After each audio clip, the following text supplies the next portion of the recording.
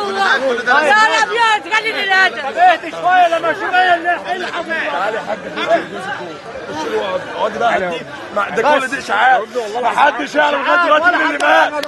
الاسامي ما جاتش، احنا واقفين مستنيين صلوا على النبي كده. بلغوني بصوا اقعدوا فوق. يا مركز بلاوي ابنكم مات ولعوا فيهم. صلوا على النبي يا حاجه.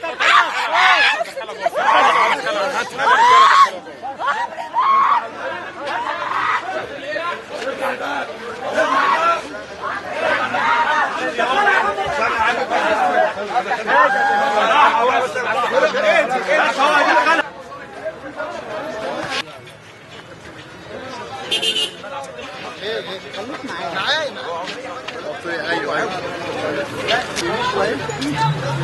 لحد بص انا علشان الوقت ده تمام. عايز تفهمني الجمهور ماشي. اللي هقوله هيتذاع، اللي هتقوله هيتذاع. انت قناه ايه؟ قناه النهار. اللي انا شايفه ده شغل مجلس عسكري. عايز تفهمني 100 سنه من غير شتيمه. انا مش هشتم. عايز تفهمني ان الاهلي بيلاعب فريق المصري والمصري كسبان 3-1 ويموتوا 73 واحد و100 ويكسروا مصابين؟ ده كلام مش عقلاني. واشمعنى قبل قانون الطوارئ الكلام ده بيتنفذ والزمالك بيتعادل مع الاسماعيلي 2-2 بيتولع استاد القاهره؟ يا جماعه كفايه جهل. احنا مش جهل للدرجات. الناس خلاص فاقت. احنا بنقول للمجلس العسكري كده خلاص كفايه.